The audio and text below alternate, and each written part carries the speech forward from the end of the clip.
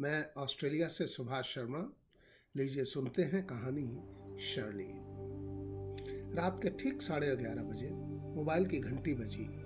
देखा त्रिगुण का फोन। अक्सर वो मुझसे बात ही नहीं करता है। मैं अगर मैसेज भी छोड़ूं तो 2-2 दिन तक तो जवाब ही नहीं देता। आज इतनी रात के फोन कैसे मन में आया? मन में कुछ अंदेशा सा हुआ कि रात ही उसे सपने में देखा था। वो परेशान नजर आ रहा था, इसलिए कुशल क्षेम जानने की जिज्ञासा और भी बढ़ गई। फोन उठाते ही एक धीमी सी आवाज में उसने कहा, पापा, मैं आपके सपने पूरे नहीं कर पाऊंगा। मैंने कहा, बेटे सपने तो सपने हैं, पूरे हो जाए तो फिर सपने ही किस बात के? पर क्या हो गया? तुम ठीक तो हो? त्रिगुण बोला, पापा बहुत कोशिश की पर बात नहीं बनी। बेटा क्या हो गया? कुछ समझ नहीं आ रहा, पूरी बात तो बताओ। उसने कहा, पापा शर्ली चली गई कि जैसे मेरे पैर के नीचे से किसी ने जमीन ही खींच ली हो। क्यों, क्या बात हो गई? तुम लोग इतने प्रेम से रह रहे थे, अभी तुम 3-4 हफ्ते पहले घर आए थे, तब तो कोई बात नहीं थी। आज अचानक ये सब कैसे हो गया? वैसे मुझे आश्चर्य तो तब हुआ था जब तुम पिछले से पिछले इतवार को घर आए थे। वैसे तुम अक्सर आते ही फ्रिज खोलते थे और कुछ खाने को ढूंढते थे। तुम बार बार दीवार पर टंगी परिवार की फोटो ताक रहे थे।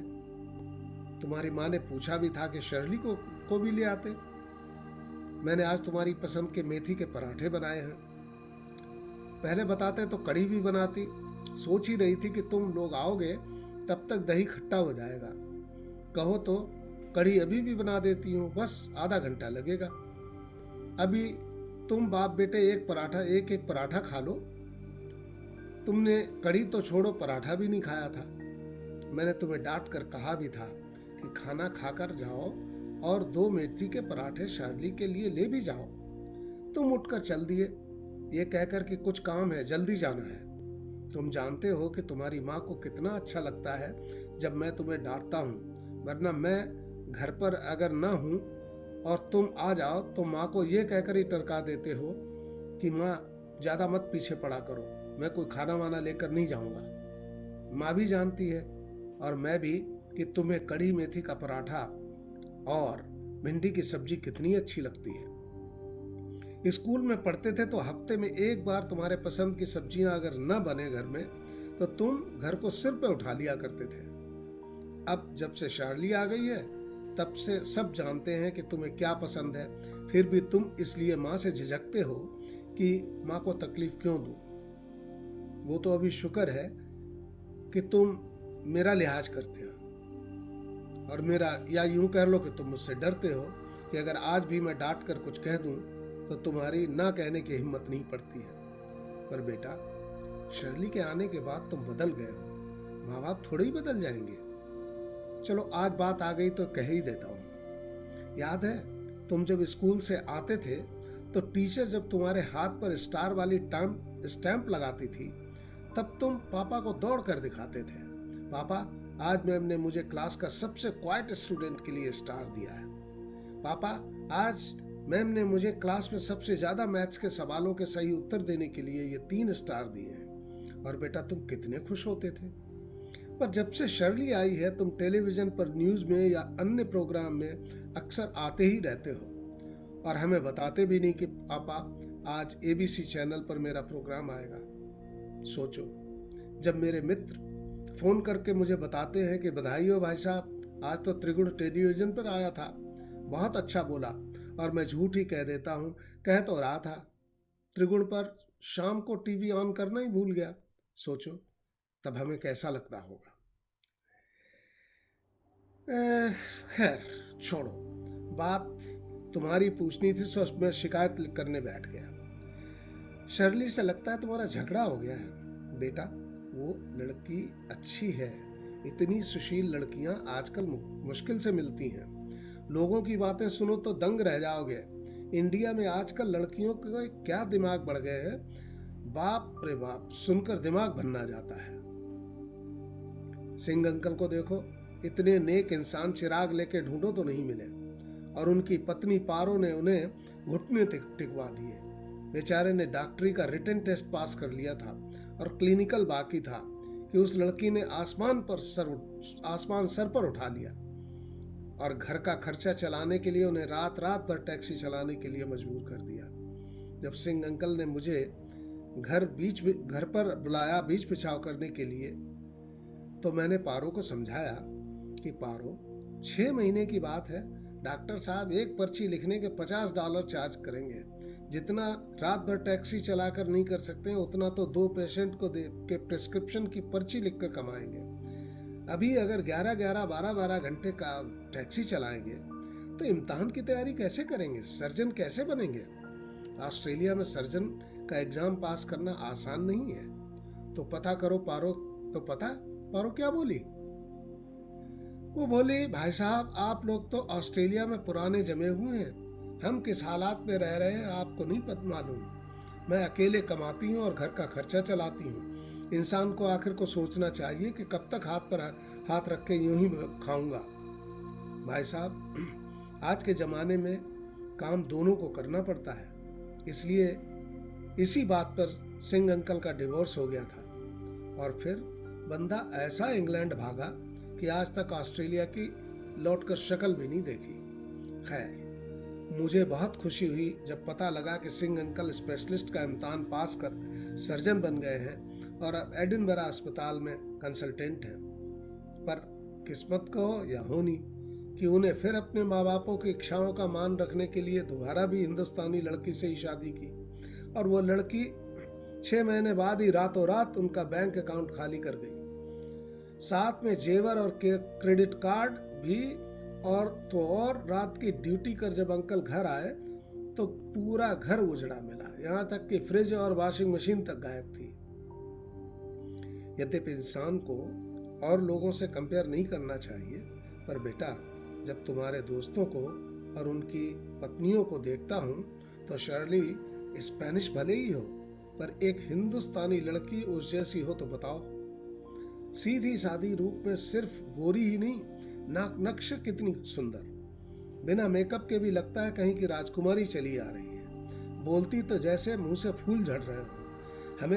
हमें तो ऐसा लगता है कि भगवान ने बहू नहीं बेटी की कमी पूरी कर दी है। वो बात अलग है कि मैं तुम्हारी माँ से कहता था कि तुमने बच्चों का दिमाग खराब कर रखा है, कभी बच्चों को देशी लड़कियों के बारे में बताया ही नहीं। जब हमारे बच्चों को हमारी संस्कृत और सभ्यता का ही नहीं पता होगा तो वह देशी लड़कियों की तरफ अपनी देशी लड़कियों की तरफ नजर उठाकर कैसे देखेंगे और क्या अपने अपने रीत रिवाज को घास डालेंगे।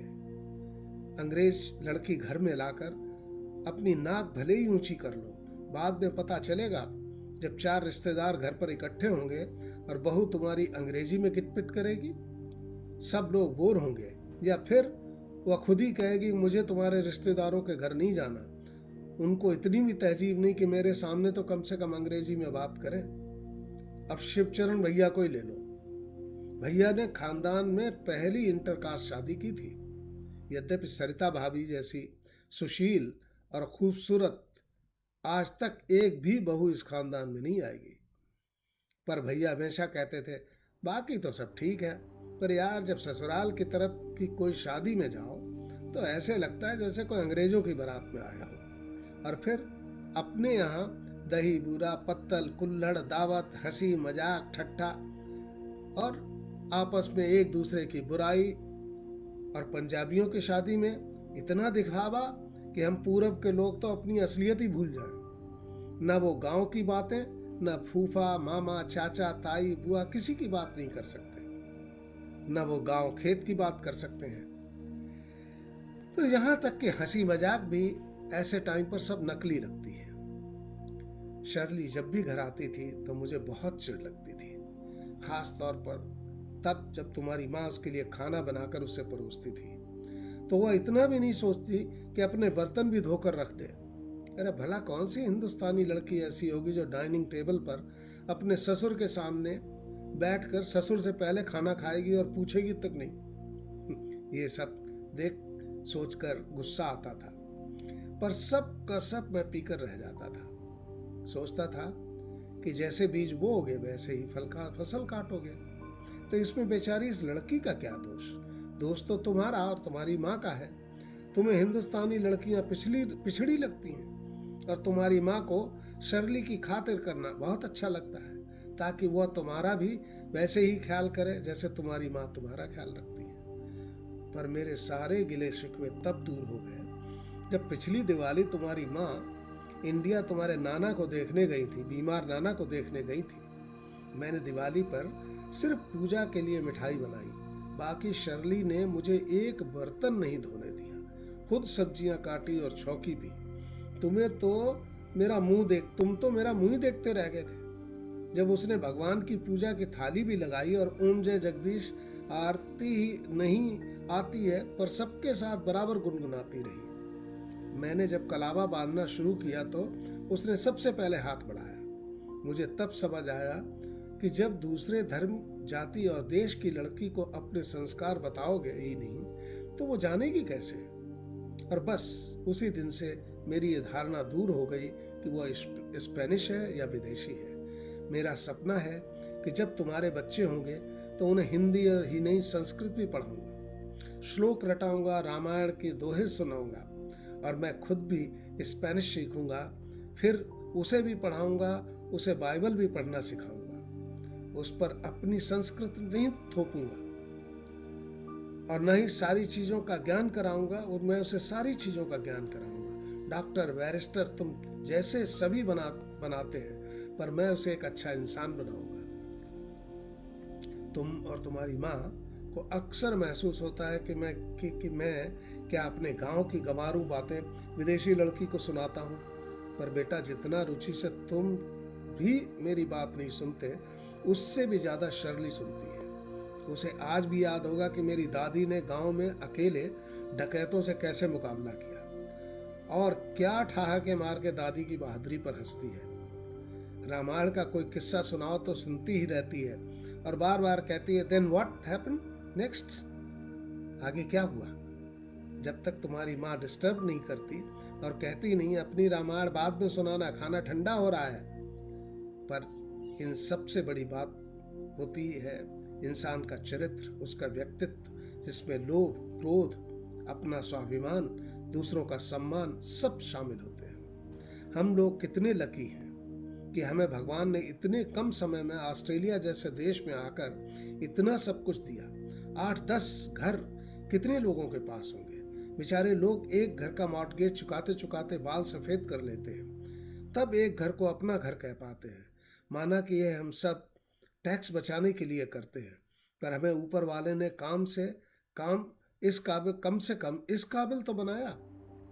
पर बेटा, हम पहली पीढ़ी के माइग्रेंट हैं। हम अच्छी कारों में, अच्छे घरों में या देशाटन पर पैसा खर्च नहीं कर सकते। ये सब जायदाद तुम दोनों भाइयों की है, पर मुझे गर्व है कि तुम कम भले कहीं कमाते हो, पर तुम्हें माँ बाप की कमाई का ना तो गुमान है ना ही लालच।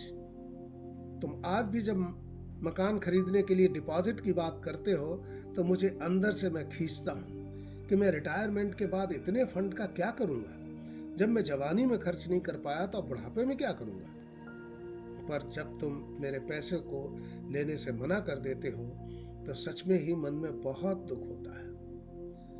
पर तुम्हारे जैसा इतना ज़मीर वाला इंसान होना अच्छा लगता है, और उससे भी ज़्यादा शर्ली पर गर्व होता है, क्योंकि वह नहीं चाहती कि तुम्हारा पहला मकान अपना मकान हो, तुम्हारे माँ बाप की जायदाद न हो, छोटा ही क्यों न हो पर अपना हो। मुझे जितना दुख हुआ उतना ही गर्व भी जब तुमने स्पॉट्सवुड का इतना सुंदर और मौके का मकान नीलामी में इसलिए छोड़ दिया क्योंकि तुम्हारे पास डिपॉजिट के पैसे नहीं थे। बेटा, आज के ज़माने में चाहे भारत की लड़की हो या विदेशी, किसी को भी माँ बाप की जायदाद बुरी नहीं लगती है। लड़के लड़कियों की नज़र अक्सर माँ बापों की जायदाद पर ही होती है। ये सब देखकर मुझे शार्ली बहू नहीं बेटी जैसे लगने लगी है। शायद इसलिए भी कि लोग कहते हैं कि बेटियों को बाप से ज़्यादा प्यार होता है।